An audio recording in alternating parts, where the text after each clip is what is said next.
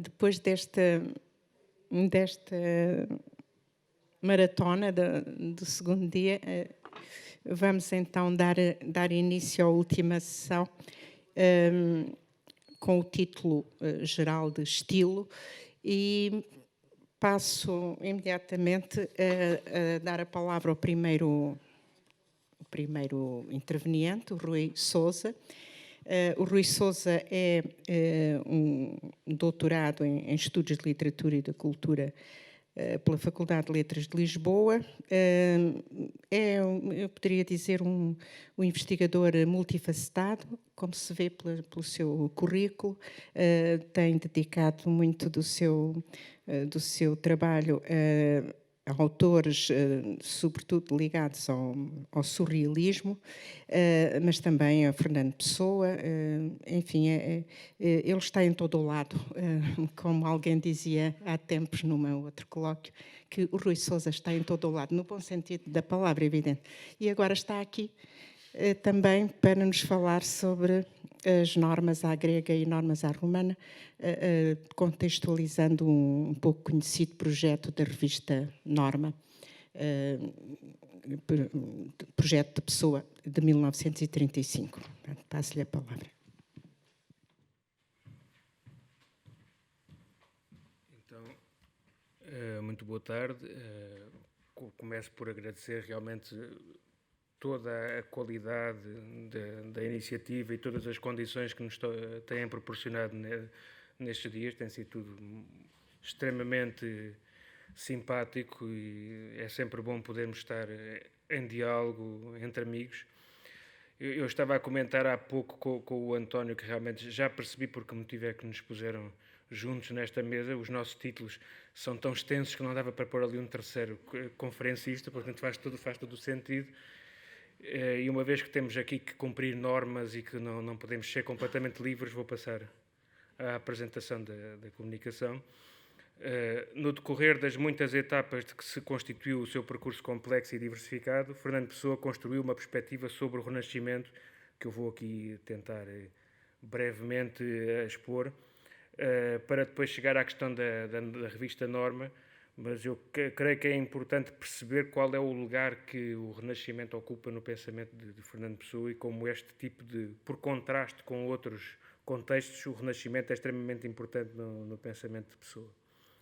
E vou começar por referir um texto que, segundo Pedro Teixeira da Mota, poderá ser datado de cerca da década de 10, em que Pessoa, a respeito da cultura portuguesa no contexto da Renascença, define 3 índoles importantes, características da cultura portuguesa, e seriam elas uma índole tão naturalmente científica, expressa nas descobertas, uma índole tão naturalmente intelectual, sobretudo literária, que, segundo Pessoa, teria permitido a Portugal alcançar um pioneirismo extraordinário neste contexto, e, por fim, uma índole política, a que hoje se chamaria liberal. Portanto, estas seriam as 3: científico, literário e liberal, seriam os 3 elementos constitutivos desse momento renascentista. Então, esta questão do liberalismo é importante porque, como tendencialmente fala-se de Pessoa como um liberal à inglesa, e há toda uma discussão sobre que tipo de liberalismo seria o liberalismo de Pessoa, esta associação entre uma atitude liberal a um contexto renascentista em Pessoa parece-me extremamente interessante. E é sobretudo importante também para perceber o contraste que depois se estabelece com o momento pós-renascentista da questão. Contrariando a disposição especulativa que potenciava Portugal para ser um imperialismo de cultura, o momento imediatamente a seguir, marcado por uma queda num catolicismo opressivo, é, segundo Pessoa, um retrocesso nestes 3 âmbitos conexos. A aproximação entre o espírito opressor da via romana e a sua projeção no catolicismo encontra-se, por exemplo, em várias passagens de António Mora. Num dos textos, Mora assinala que o Renascimento permitiu uma certa resistência à degeneração cristista, dando como um dos 3 motivos para essa resistência o facto de que, dentro da tradição greco-romana, a Renascença tendia para a Grécia contra Roma.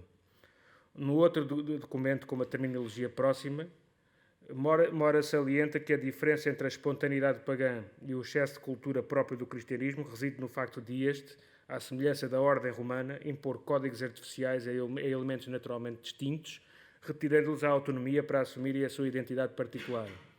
É também nessa medida que o imperialismo suportado pelo proselitismo cristão é entendido como uma via monolítica que visa a absoluta posse das almas. Num outro texto em que aproxima o momento fundador em que Portugal e Itália coincidiriam na mesma excepcionalidade cultural renascente, Pessoa acentua a relação direta entre a castração do desenvolvimento natural de uma mundividência e a decadência que advém desse desvio ser produzido pela opressão inerente a forças alheias. O imperativo que força uma identidade a ter de corresponder a forças que não seriam as mais adequadas ao seu percurso retira-o da genuína civilização, que só ocorreria se o movimento particular encontrasse correspondência direta no percurso geral. E é aqui que eu gostaria de começar por situar o tal contraste entre normas à grega e normas à romana, que no tal texto de norma fica muito expresso, é que a pessoa comenta que não se trata de negar uma certa ideia de norma ou uma certa ideia de ordem, trata-se de distinguir as normas que os indivíduos se atribuem e as normas que advêm de uma força exterior ao indivíduo. Este é que é o grande contraste que para a pessoa importa. E que está presente nesta transição cultural fortíssima, porque isto eu estou a pensar numa lógica histórico-literária que não é exatamente aquilo que eu aqui estou a expor, mas que é extremamente importante para perceber o que eu estou a dizer. Numa ideia histórico-literária de Pessoa, há 3 grandes momentos civilizacionais em que Portugal está presente. Um momento que também aqui, próximo daquilo que mais tarde Cesarini vai dizer também, é um momento que corresponde, grosso modo, àquilo que hoje vai sendo chamada a primeira modernidade, em que seria um momento em que Portugal está na civilização. Depois há o momento em que Portugal deixa de estar na civilização e passa a obedecer a uma série de normas extrínsecas, em vez de ser Portugal um produtor de normas, que é também um aspecto interessante. E num terceiro momento, que seria o momento de Pessoa, com a sua clássica modéstia, não é? Como todos sabemos, esse momento é que vai devolver as coisas aos seus eixos e vamos passar a ter uma normatividade outra vez civilizada no futuro, embora o futuro de Pessoa nunca mais aconteça, mas numa carta de 1932, enviada a João de Castro Osório, tendo como pretexto o livro Poemas, de Paulino de Oliveira, Pessoa expõe com clareza os motivos que impediram que o poeta exprimisse amplamente o pendor pagão do seu espírito. Começando por acentuar a impossibilidade de Paulino de Oliveira em contactar com uma cultura estrangeira produtiva, como a inglesa, devedora da vertente grega da cultura greco-romana, Pessoa apresenta o quadro experienciado em Portugal. Ora, aqui em Portugal de agora, com um século de má cultura francesa a suceder a 2 de má cultura latina, o ambiente mental não podia ser para um pagão nato como ele, senão uma inquisição porque ele não deu. Este aspecto de uma inquisição que não se dá, ou seja, é uma imposição ambiente, e utilizando uma outra expressão importante em Pessoa, é uma coisa que está de tal maneira entranhada na cultura que a liberdade individual tende a ficar constrangida sem que a pessoa tenha noção disso. A consistência da cronologia apresentada nos 2 casos, que conduz necessariamente ao século XVII como a origem das circunstâncias que se lamentam, isentando o contexto renascentista destes malefícios, coincide com o ambiente de censura e de opressão, muitas vezes não percebida pelas suas próprias vítimas. Num texto que Jerónimo Pizarro integra entre as reflexões dedicadas ao sensacionismo, Pessoa acentua a importância fulcral do Renascimento no quadro da civilização moderna, estabelecendo uma espécie de simbiose entre o próprio período e os valores que nele emergiram, mesmo quando derivados de sentidos diversos. Acima de tudo, o Renascimento oferece como o despontar das diferentes modalidades da liberdade, autonomiza de nações e indivíduos de quadros mais gerais em que estes se encontravam diluídos em estruturas monolíticas, das quais emergiam as tais regras opressivas. E eu agora tinha aqui uma análise relativamente longa deste texto, e depois de um outro ao qual eu já tenho feito menções e que me parece extremamente interessante, que é a entrevista à Revista Portuguesa de 1923, 13 de outubro de 1923, e eu vou passar aqui à entrevista porque me parece interessante, sobretudo para que se perceba um lado, uma vez que falámos há pouco de montagens e de questões editoriais, o modo como esta entrevista acaba por aparecer, por contraste com os vários rascunhos, é extremamente interessante por se perceber da parte da pessoa um cuidado em gerir a informação que é transmitida para o público relativamente àquilo que ele, se calhar, gostaria mesmo de ter dito. E é interessante ver como os rascunhos são todos eles mais agressivos, mais complicados de tolerar. É a tal entrevista em que a pessoa diz que as crises particulares e coletivas de Portugal começaram com o fim da Renascença em nós e de nós na Renascença, e depois acaba por dizer que um português verdadeiro tem que ser aquele capaz de afrontar as normas e as leis e conjugar todos os contrários. E esta ideia fica particularmente expressa nos tais rascunhos. Na versão que escolheu publicar, Pessoa atenuou a sua interpretação dessa individualidade como manifestação de impulso marcado pelo excesso e pela dissidência contínua face a todos os poderes, leis e fronteiras estabelecidas, substituindo essa ideia pela distinção entre o cosmopolitismo individualista e a estagnação da multidão uniforme e desprovida de opinião, presa fácil de construções culturais alheias que ocuparam o vazio deixado pela incapacidade de os portugueses conseguirem conviver adequadamente com uma atmosfera distinta daquela que era proporcionada pela Renascença. Pertencendo exclusivamente a momentos em que a própria civilização garante condições para a liberdade e a autonomia dos seus indivíduos, que desse modo se definem como a aristocracia forte de individualidades de que a civilização necessita, o português desaparece sempre que encontra a margem de manobra, sempre que perde a margem de manobra para respirar livremente, esmagado por uma das abstrações que ocupa o vazio deixado pelo esgotamento dessas atmosferas excepcionais. E então, como também é muito interessante neste conjunto de textos, surge aquilo a que pessoas chamam a categoria do português à antiga portuguesa, que é relativamente recente. Portanto, temos um português à moda antiga que é recente. É uma categoria interessante. Nos vários esboços produzidos no âmbito da preparação desta entrevista, é notória a hesitação de Pessoa quanto à melhor forma de expor o problema, emergindo diferentes possibilidades, sempre relacionadas com uma ideia de deriva cultural e de afirmação de uma norma própria, contraposta a todas as diferentes normas ditadas pelas várias tradições de que se conserva a memória histórica no tempo e no espaço. O perfil humano idealizado por Pessoa corresponde a uma plenitude de libertação, a fim da que Álvaro de Campos projeta nas suas odes fundadoras. Esse fulgor emergente, quando, rompendo todas as tradições, atinge espírito de universalidade, quando, abdicando de todas as fórmulas, atinge uma fórmula de fusão de todas, quando pode livremente ansiar por o que sabe que não atinge.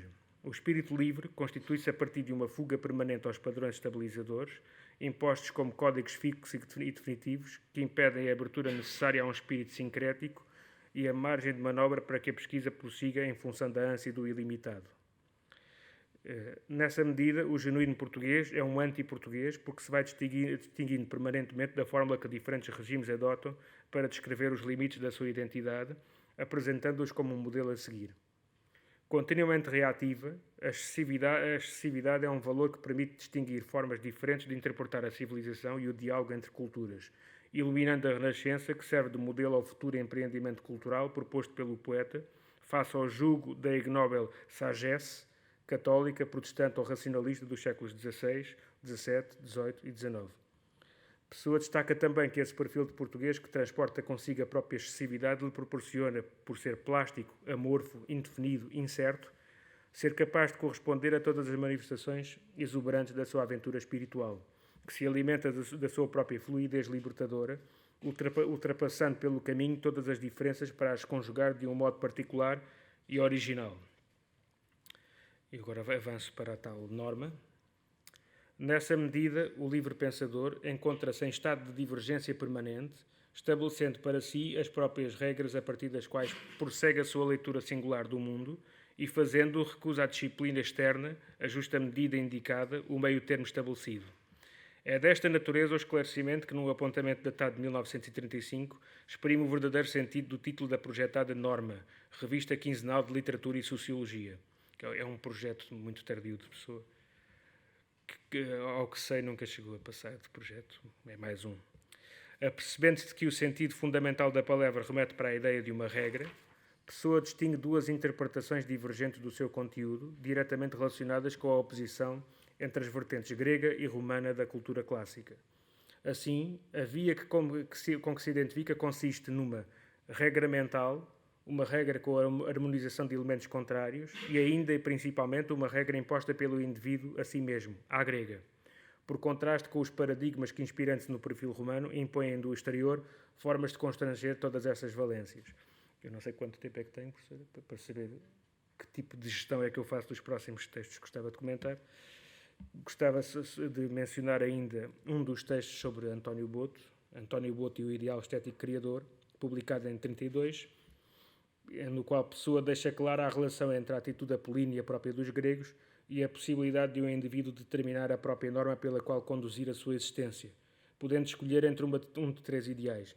Pessoa depois menciona o ideal socrático, o ideal estético e um terceiro ideal que seria um patamar intermédio, conjugando a ação pública e as preocupações estéticas. Portanto, aqui, resumindo, o que Pessoa diz é que, no contexto grego, o indivíduo podia livremente escolher como viver, incluindo perante a sociedade e perante as necessidades de um convívio social e de um respeito pela pátria e pelas determinações coletivas, enquanto que a partir de certa altura essa relação entre o individual e o social começou a ser sujeita a uma série de exigências de vária ordem, que percebe-se que tem aqui uma questão que, por exemplo, o Nuno Amado já tem levantado muitas vezes, que é a questão do exílio dos pagãos contemporâneos que vivem num tempo em que não poderiam viver como gostariam porque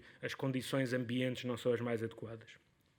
E o outro texto que eu gostava de referir, também da década de 30, mais ou menos de 34, é um dos textos que o Pedro e o Jorge incluíram no Sebastianismo e Quinto Império, em que, entre as várias ideias de a ordem dos impérios, um dos textos é extremamente interessante porque associa a ordem dos impérios a uma espécie de história da liberdade ou da diluição gradual da liberdade, em que a pessoa diz que há um contexto grego em que o indivíduo estava completamente livre para ceder ao seu individualismo racionalista e até mesmo a uma ideia especulativa e até mesmo a moral, caso fosse essa a opção do indivíduo, enquanto que na sucessiva transição dos impérios, cada império exige alguma coisa ao indivíduo que o leva a constranger-se.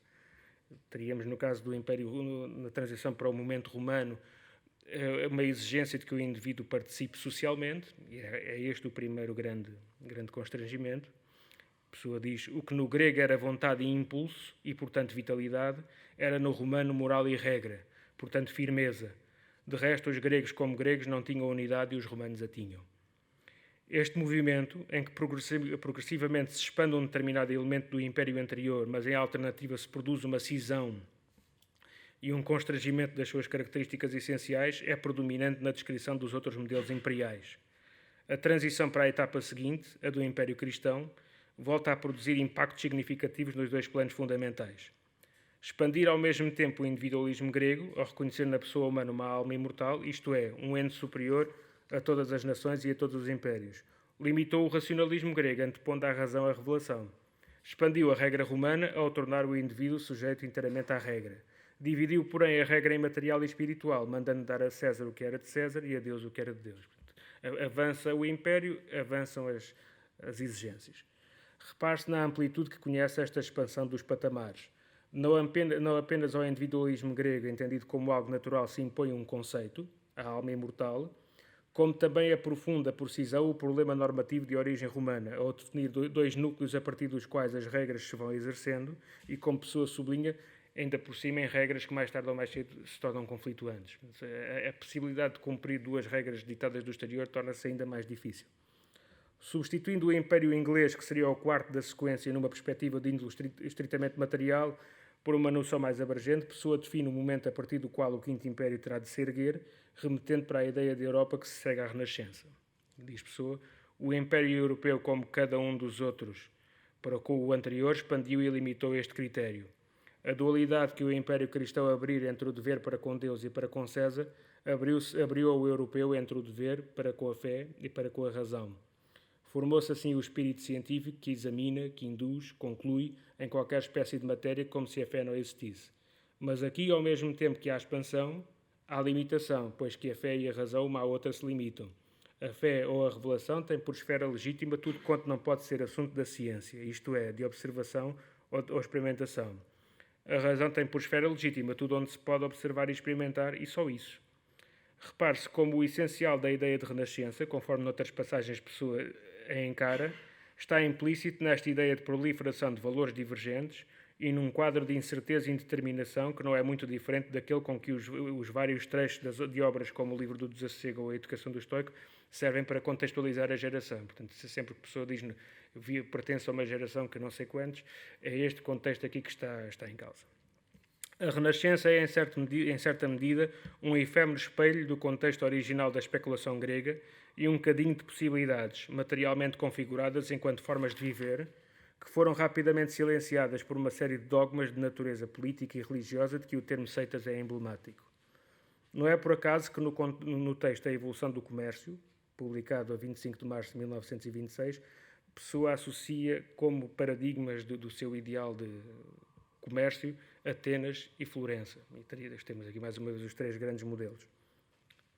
Sendo o terceiro modelo desta sequência sempre, e de uma reação a tão distintos deveres, o tal Quinto Império, que infelizmente neste texto não sabemos exatamente que tipo de Quinto Império é que Pessoa associaria a este contexto. Portanto, é um texto que apresentou os quatro e depois o espaço reservado ao quinto não foi escrito, mas penso que, partindo de outros textos da sequência, podemos tentar perceber que tipo de Quinto Império seria este. Embora a perspectiva que neste texto adota seja mais coincidente com as várias considerações que ao longo de vários projetos foi tecendo a respeito da era no âmbito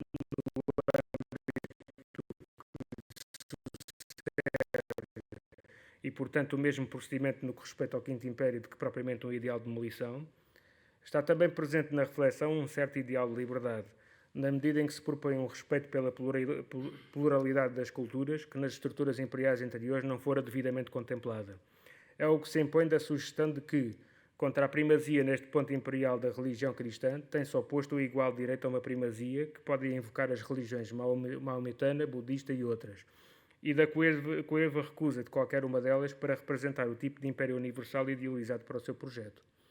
É esta alternativa a apresentação de uma lei da formação dos impérios, não por alteração dos anteriores, mas por coordenação dos característicos fundamentais de cada um que não entrem em contradição com os demais, impõe-se sobretudo a substituição do dogmatismo do catolicismo romano por um modelo no qual o sincretismo conduziria a uma possibilidade livre de escolher entre interpretações da vida, fazendo-o de acordo com os próprios interesses e em conformidade com uma experiência da natureza social que não é marcada por obrigações dogmáticas e que abre portas ao campo singular dos criadores, que encaram as matérias-primas dos vários dogmas como obras de arte, a contemplar criticamente e sem a rigidez da obediência ou da crença.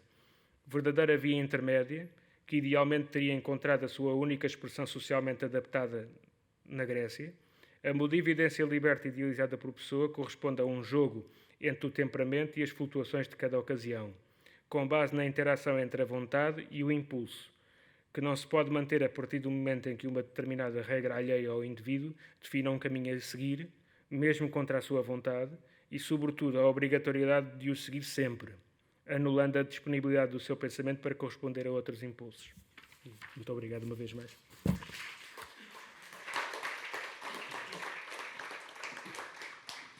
Obrigada, então. Eu vou passar, então, agora para o António Cardiello, que é investigador da FCT e bolseiro, tem um projeto de pós-doutoramento no Instituto de Filosofia da Universidade Nova de Lisboa, onde integra vários grupos, tem as suas principais áreas de estudo têm muito que ver com a relação da filosofia com a literatura, a filosofias orientais e ocidentais, e com a filosofia, nomeadamente de Fernando Pessoa, no que diz respeito ao neopaganismo. E vai falar-nos hoje sobre o legado, portanto o título é longo, como dizia há pouco, só porque os nomes em português são longos. O legado de Francisco José Freire e António Borges de Figueiredo nos textos sobre a língua portuguesa de Fernando Pessoa, portanto refere-se aos livros destes dois autores que constavam da biblioteca de Fernando Pessoa.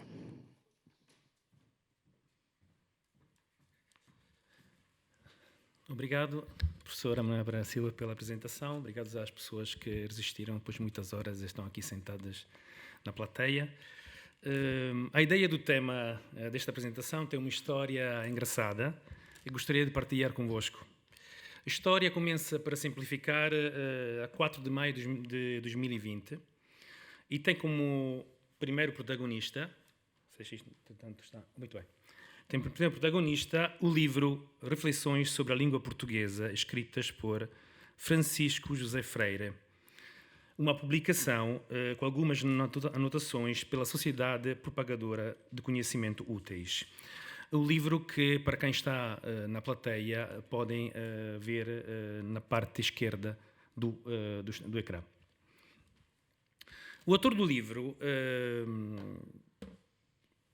Francisco José Freire, na verdade, era também conhecido como Padre Francisco José Freire. Foi um frade oratoriano, isto é, pertenceu a uma ordem religiosa que tinha como referência a São Filippo Neri, figura, portanto, italiana beata, e foi membro destacado e teorizador da tal chamada Arcádia Lusitana.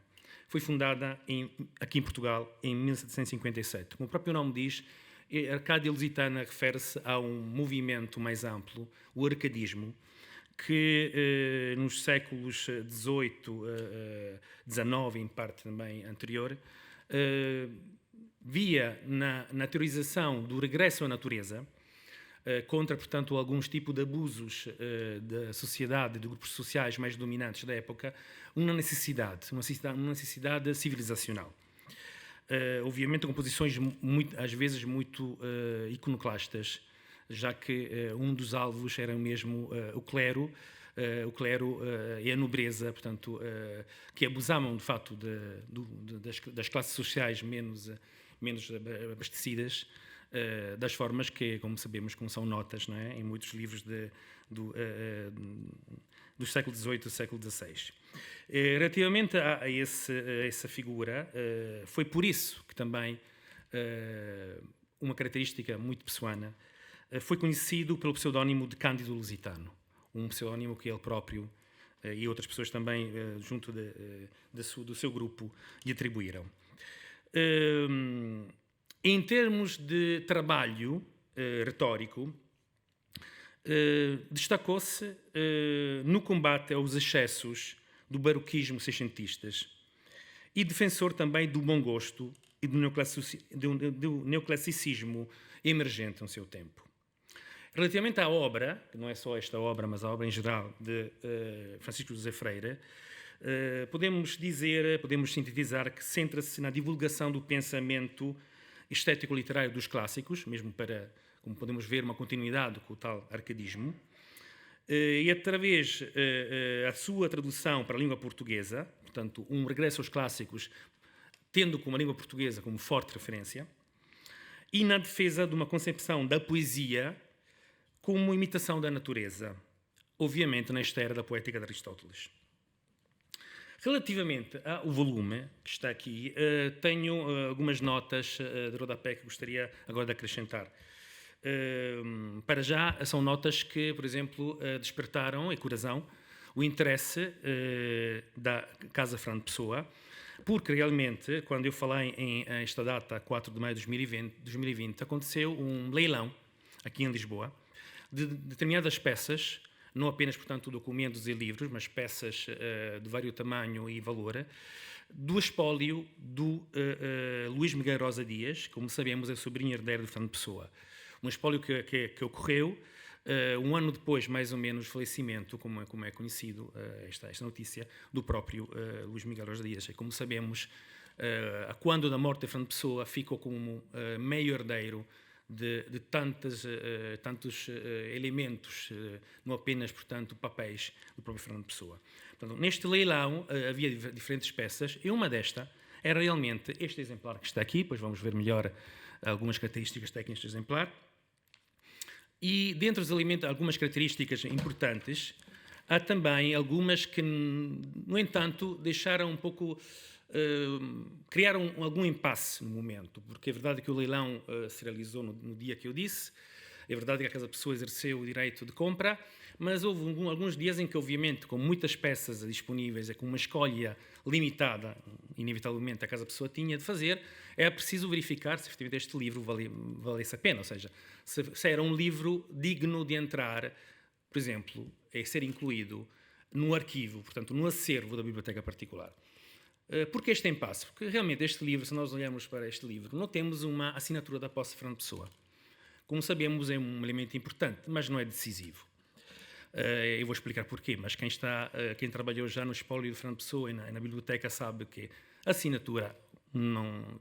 Além da assinatura, temos outros elementos que nos permitem realmente verificar a importância de um volume. Outro elemento, nesse sentido também, que cria um bocado de impasse. Se nós olharmos para os títulos, sobretudo para a lista de autores da biblioteca particular, portanto, da lista que está presente também online dos autores representados, Francisco José Freire não está representado. Não temos nenhum livro de Freire dentro desta lista, portanto, à partida, pode-se pensar que não teria sido um autor conhecido por Pessoa. E mais, se nós olharmos para outra lista também importante, da lista chamada dos livros extraviados, isto é, uma lista de quase 90 livros que, por exemplo, está incluída no livro A Biblioteca Particular, que tive o privilégio de redigir com Patrício Ferrari e Jerónimo Pizarro. O Patrício Ferrari deu-se o trabalho durante vários meses de reunir muitas listas de livros que pertenciam, de acordo com outras listas anteriores, que faziam parte do acervo completo da Biblioteca Particular de Fernando Pessoa.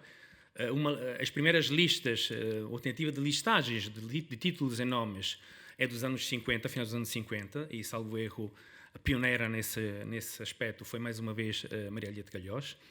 E depois temos, pelo menos, mais 5, 6 listas ao longo de quase 50 anos que tentaram verificar, portanto, os livros que estavam, primeiro com a família, depois na Casa Fernando Pessoa. Bom, neste cerca de 90 livros, não aparece este livro de Freire como livro extraviado. Portanto, mais um motivo para, eventualmente, pensar, vale a pena, não vale a pena? Agora, vou começar logo, portanto, a explicar porque valeu a pena. Temos, realmente, um número considerável dentro do livro de notas manuscritas a lápis, de várias cores, carvão preto e algumas também redigidas a vermelho, sempre a lápis. E não é apenas isso. Agora não sei se conseguem ver, é um bocadinho assim desfocado se calhar, mas este é exatamente aquilo que se apresenta quando nós abrimos folheamos os livros, a página de guarda, depois temos aqui o índice. No cantinho esquerdo, alto esquerdo, podem reparar, não sei se dá para ver, infelizmente eu devia ter se calhar feito ali uma espécie de ampliação, mas o Richard, de certeza, consegue ler perfeitamente. Não é apenas aquilo que encontramos ali escrito, é inequívoco que se trata de a letra de Fernando Pessoa. Portanto, este livro fazia parte do espólio do Miguel Rosa, mas, com toda a probabilidade, no meu entender, toda a certeza, pertenceu a Fernando Pessoa. Este é o primeiro elemento que comprova. Podemos ler: a lucta final será entre as expressões. E depois, uma nota da apreciação. Dicionário excepcional do português. Agora, para além destas notas assim, que quase são uma espécie de confirmação de posse, existem mais elementos que que evidenciam uma leitura progressiva de vários anos que Fernando Pessoa fez deste livro. E vamos, mais ou menos, depois perceber porque são importantes. Mas agora queria só, portanto, falar mais um bocadinho, mesmo de forma sintética, do conteúdo deste livro. Agora, como podem reparar, na página do meio, está escrito parte primeira. Portanto, este foi um livro concebido em 3 volumes. Só que, pelos vistos, Pessoa tinha na sua posse só apenas um volume. Não temos dados que nos fazem pensar que havia mais volumes guardados. Agora, portanto, organizado em 3 partes, este tipo de meditações são destinadas ao escritor principiante. Na primeira parte, que é o mais interessa para nós, pessoanos, encontram-se reflexões sobre o valor das palavras e a correção da gramática. E discorre-se essencialmente sobre a perniciosidade do uso inútil de estrangeirismos, particularmente galicismos, e sobre a sintaxe figurada, assim chamada, e as suas liberdades. Elementos que são fatores de elegância estilística. Na segunda parte, que não temos aqui, discorre-se sobre os vícios mais comuns, por exemplo, da pronunciação, e particularmente no que respeita o problema morfológico, os problemas morfológicos relacionados, por exemplo, com as flexões nominal e verbal. Na terceira parte, são comentários que ilustram estas reflexões que são presentes nas primeiras. Agora,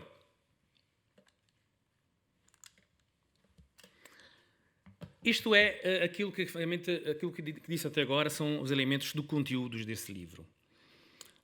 Não podendo ver, obviamente, por falta de tempo, todas as partes que mais interessam, posso dizer que as questões que estão presentes no livro, eu tentei sintetizar pelo menos os tópicos, foram também, a maioria destas questões, foram também exploradas e debatidas por Fernando Pessoa ao longo da sua vida, na sua própria produção original.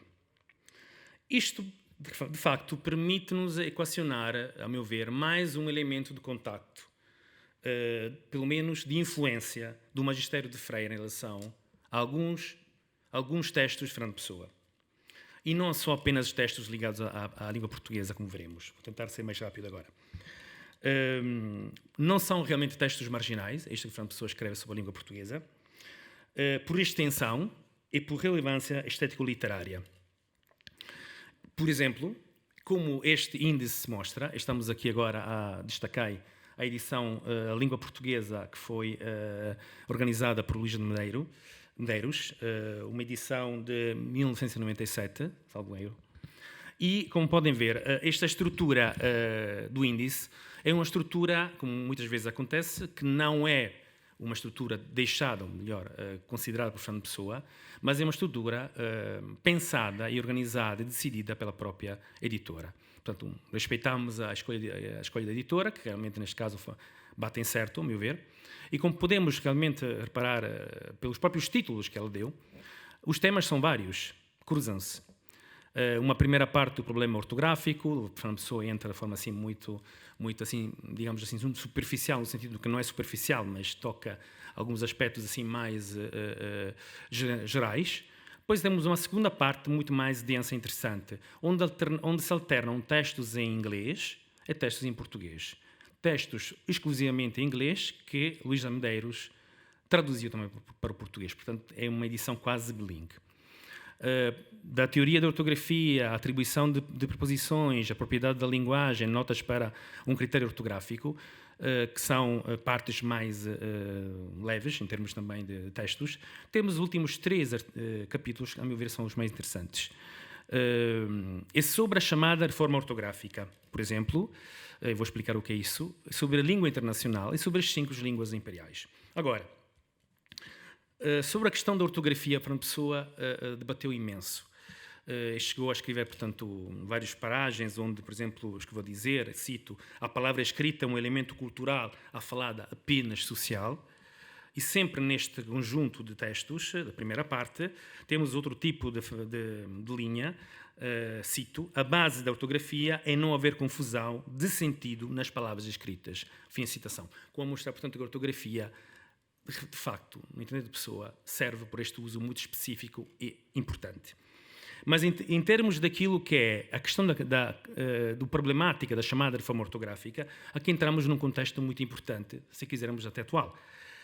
Não é, obviamente, a reforma ortográfica mais recente que tivemos aqui entre Portugal, Brasil e as outras expressões da língua portuguesa no âmbito da África e da Ásia, mas também, precisamente, do período que vai desde 1911 até 1971, onde realmente houve a primeira tentativa de um acordo ortográfico, sobretudo entre Brasil e Portugal. Foram, portanto, 20 anos em que vários especialistas da língua portuguesa tentaram encontrar uma solução para os muitos problemas ortográficos. E este tipo de trabalho foi feito entre a Academia das Ciências de Lisboa e a Academia Brasileira de Letras. Portanto, muitos elementos também entraram nessa problemática. Nestes fragmentos, a pessoa cita também alguns nomes importantes dos professores eméritos que entraram nesse grupo de análise de trabalho. E, para quem estiver interessado, Fernando Pessoa não estava minimamente de acordo com o acordo ortográfico que se estava-se a propor. Mas agora não entramos por aqui, senão seria um discurso muito mais complexo. Muito interessante é a questão da língua internacional. Assim, um bocado genérico, mas, na verdade, o Fernando Pessoa fala neste momento daquilo que ele entende como as línguas internacionais artificiais, como, por exemplo, o Volapük, o Esperanto e o Ido. Não fala abertamente da língua inglesa, não tenta encontrar uma solução de uma língua internacional que possa ser universal, e mesmo apesar de ser um problema que ele considera urgente. E, portanto, se nós lermos estes textos, parece quase que nós encontramos uma pessoa que estava a caminhar por um caminho errado, não tão, digamos assim, lúcido em termos daquilo que era o futuro, porque nós não encontramos realmente uma apreciação da língua inglesa nesse sentido, como língua universal, e é muito estranho, porque a pessoa utiliza a língua inglesa, como sabemos, para tudo, mas isto não quer dizer que ele não acreditasse nisto. O trabalho que Fernando Pessoa fez em termos das línguas artificiais era sobre as línguas realmente artificiais, criadas ex novo, com o sentido de chegar a um acordo universal. Portanto, ele não considerava o inglês uma língua artificial. Nesse sentido, ele não critica. Muito bem. Ponto. Agora, muito rapidamente, porque um minuto mesmo, tempo está a escassear. Agora, porquê esta imagem? Esta imagem permite-me agora entrar para uma outra questão.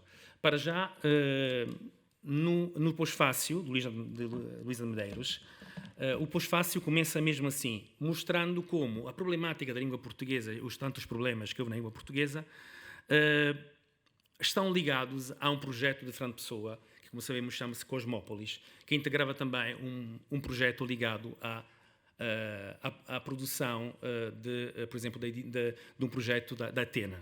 Cosmópolis, entre as várias questões, entre as várias funções que devia, portanto, que se veio constituir, tinha também esta função de ser a editora da revista Atena. E como podemos ver nesse fragmento, é muito importante, a professora também inclui este fragmento no livro de António Mora, temos um objetivo, portanto, de lançar Atena em 3 línguas diferentes. E temos também o Livro de Sossego, o Arco de Triunfo, etc. Portanto, são todos os projetos ligados às múltiplas facetas do projeto de Cosmópolis. Porquê, portanto, essa digressão, esse parêntese que eu abri? E porquê esta indicação de 1916? Vamos perceber daqui a pouco porquê. Mas, realmente, a questão que nos leva de novo a falar no livro de Freire, e também depois permite também começar a falar do outro livro, do Figueiredo, é este fragmento muito conhecido, por um lado, mas de alguma forma também é esquecido. Vou ler rapidamente, um fragmento muito extenso, o Livro de Sossego, de 1930-31.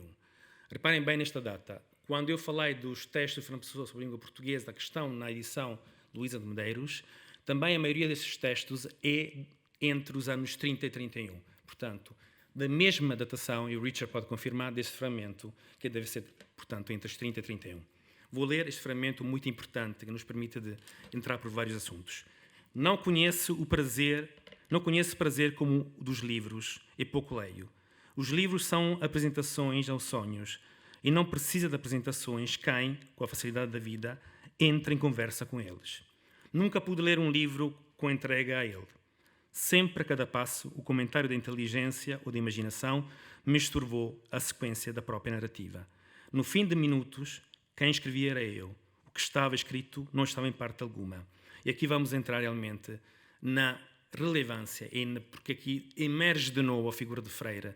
Portanto, não apenas como referência de influência sobre a teoria linguística, mas como uma figura que influencia Fernando Pessoa em termos de outros aspectos. E ao lado dele também temos outra figura até agora só evocada no meu título. As minhas leituras predilectas são a repetição de livros banais que dormem comigo à minha cabeceira. Há dois do que não me deixam nunca: a retórica, do Padre Figueiredo, e as reflexões sobre a língua portuguesa, do Padre Freire. Estes livros leio sempre bem. E se é certo que já os li, todos muitas vezes, também é certo que a nenhum deles li em sequência. E lá está. As várias notas de leituras de diferentes cores são confirmação aqui das palavras que o Fernando Pessoa nos deixa. Não li estes livros em sequência, ou seja, li estes livros em momentos diferentes, em anos diferentes. Devo a esses livros, e aqui uma parte muito importante, decisiva, uma disciplina que quase creio impossível em mim, uma regra de escrever objetivado, uma lei da razão de as coisas estarem escritas. O estilo afectado, claustral, frustra, aqui faz uma divisão, uma diferenciação entre os dois autores, e os dois livros, do Padre Figueiredo, é uma disciplina que faz as delícias do meu entendimento. A difusão, quase sempre sem disciplina, do Padre Freire, entretém o meu espírito sem o cansar e educa-me sem me dar preocupação. São espíritos de eruditos e de sossegados que fazem bem a minha nenhuma disposição para ser como eles ou como qualquer outra pessoa. Leio e abandono-me, não à leitura, mas a mim. Leio e adormeço, e é como entre sonhos que sigo a descrição das figuras da retórica do Padre Figueiredo e por bosques de maravilha que eu ouço o Padre Freire ensinar que se deve dizer Magdalena, pois Madalena só diz o vulgo. Estou quase a acabar. Algumas curiosidades, porque agora, portanto, um pequeno destaque também desse livro do António Cardoso Borges de Figueiredo. O Richard conhece muito bem este livro, outras pessoas aqui só conhecem muito bem este livro. Ontem, Luís Fagundes Duarte falou da importância da materialidade. E aqui temos um exemplo muito claro da materialidade, não apenas do espólio do arquivo que fica guardado na Biblioteca Nacional, mas do espólio da Biblioteca Nacional, o acervo, portanto, a marginália. E é muito curioso, porque se nós olharmos para aquilo que está escrito aqui, portanto, é uma tradução que já apareceu no público de 7 de agosto de 2003, podemos ver realmente que todas estas duas páginas são preenchidas e o teor e o estilo não tem nada a ver com o conteúdo sobre a retórica, mas basicamente faz-me lembrar, e são muito próximos para mim, por exemplo, a prosa ou a poesia dramática, por exemplo, do Fausto. São elementos que, obviamente, não fazem parte do Fausto, mas são do mesmo teor. Bom, aqui, só para vos compreender como é dividido, portanto, esta estrutura do livro, em várias partes, portanto, sobre a elocução, sobre a invenção da retórica, sobre as figuras retóricas. Agora, eu quero chamar a atenção sobre, por exemplo, quer dizer, se calhar não vamos a tempo aí, mas duas palavrinhas sobre o António Cardoso Borges de Figueiredo, como disse, também foi padre, e é curioso também que Fernando Pessoa tinha muito interesse nas biografias das pessoas, como sabemos. Este padre foi professor de oratória, poética e literatura no Colégio das Artes e no Liceu Nacional de Coimbra. Características também muito interessantes. Pertenceu à maçonaria, da Loja Urbiónica de Coimbra. Foi professor por concurso da aula da gramática latina em Arganil, desde 823 a 28, só que aconteceu um facto. Portanto, foi afastado deste cargo e preso pelas suas ideias liberais.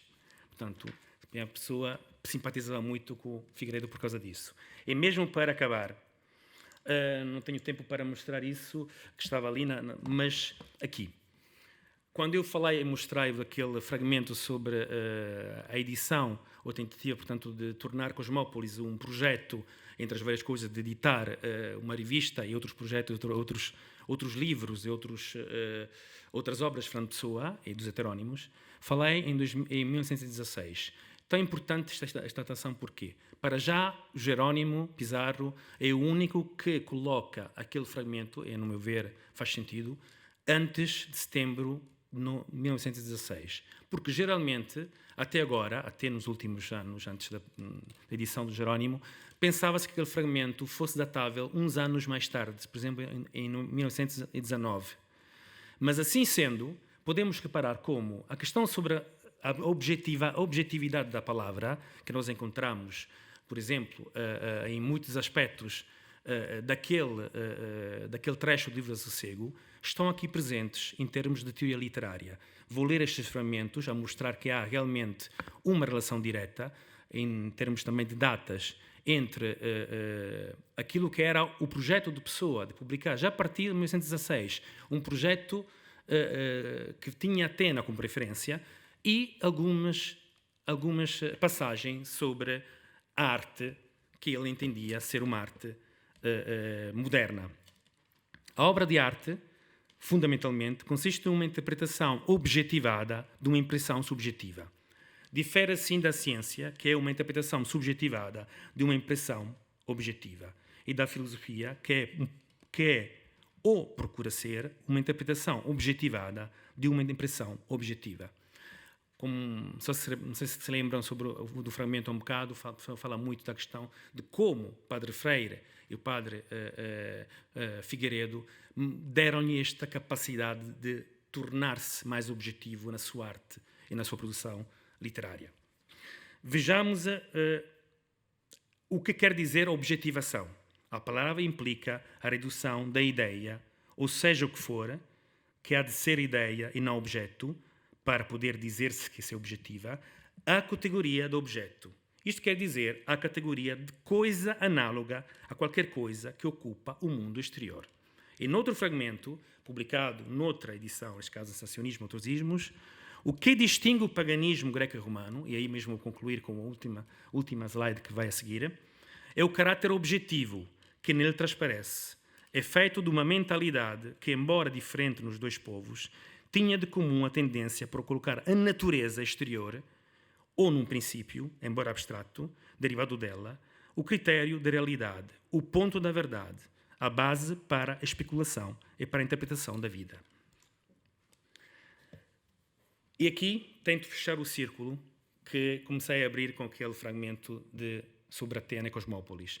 Ontem o Pedro, ao falar sobre a obra de... O Pedro Sepúlveda, que está aqui sentado na sala, ao falar da problemática em relação à obra do professor Eduardo Lourenço e das críticas que muitas pessoas lhe moveram durante várias décadas, justamente dizia que é um fracasso pensar de encontrar um centro unívoco temático na obra de Eduardo Lourenço, porque ele próprio não quer isto, e depois ele flui de forma assim múltipla.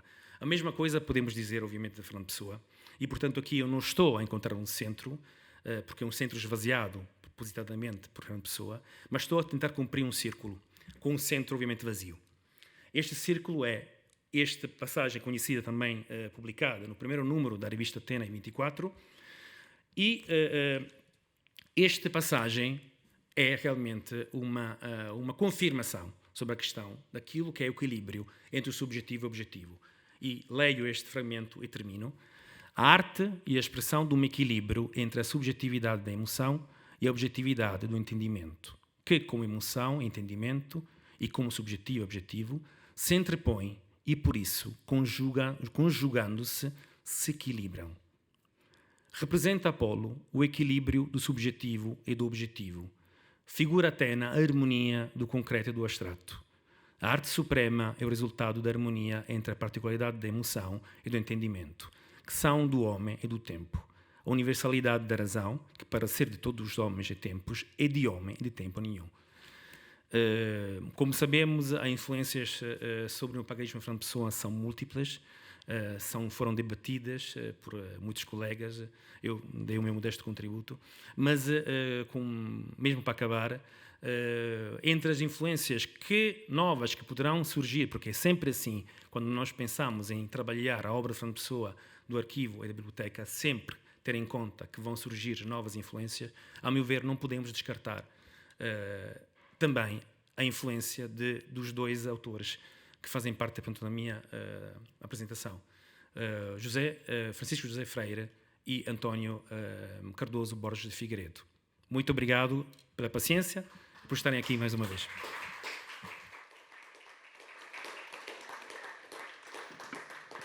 Obrigada, António. Não sei se ainda há tempo para perguntar. 3 minutos e meio. 3, 4 minutos, 5 minutos. Se alguém quiser intervir, então tem agora oportunidade ou não terá mais. Agora ou nunca.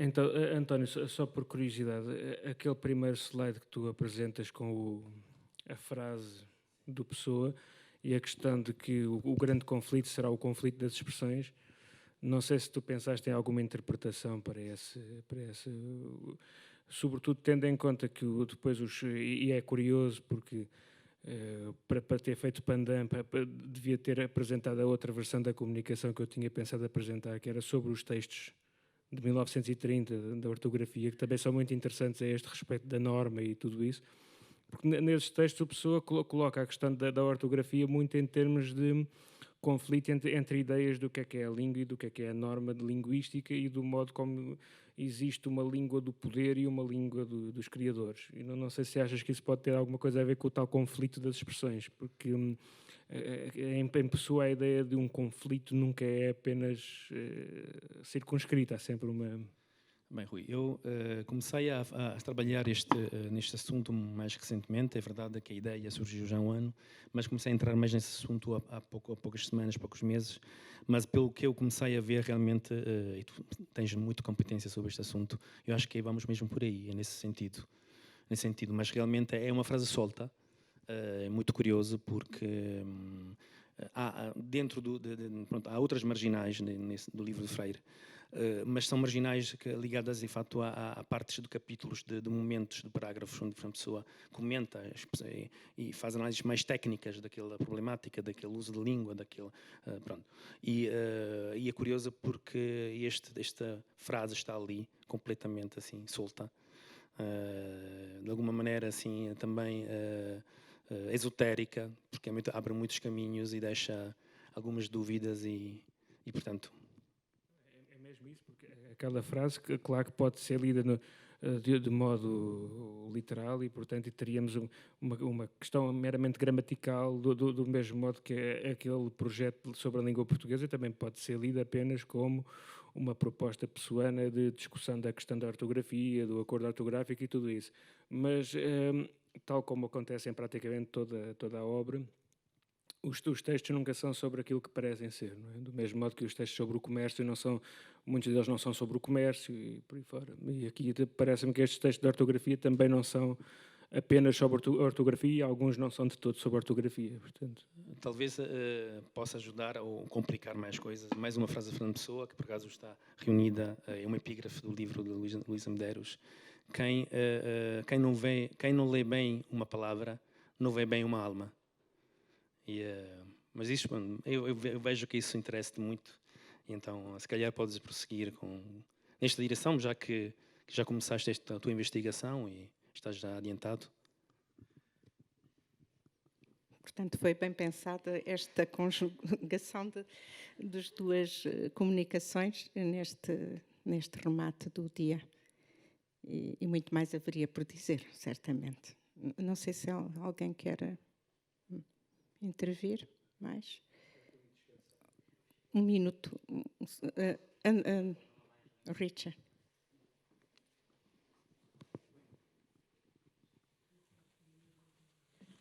um bocado nessa linha que o que a pessoa diz sempre há outros significados para além do óbvio. Tenho uma pergunta para o Rui, se essa revista de Norma, de 1935, e como explicaste, é que a norma para a pessoa havia essa ideia de disciplina interior, não? Que não é posto de fora, mas dentro da própria pessoa que encontra a liberdade através dessa norma.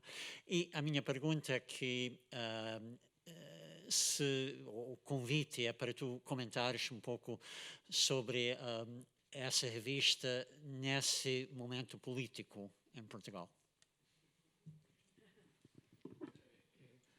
É como digo, quase que podia ter ido ali rapidamente à mala buscar o outro conjunto de impressos, porque a sequência deste texto é precisamente a discussão o confronto entre Pessoa e Salazar e o debate entre Pessoa e Salazar neste contexto das associações secretas e tudo isso. E eu não tenho dúvidas nenhumas que o confronto entre Pessoa e Salazar se joga neste patamar. Toda a ideia que... E, aliás, eu estou convencido, embora não... Da parte de Pessoa é mais óbvio do que no caso de Salazar, mas há um diálogo silencioso entre eles neste contexto, em que a cada esboço de publicação, a cada publicação de Pessoa corresponde uma intervenção de Salazar e vice-versa. Isso é muito interessante.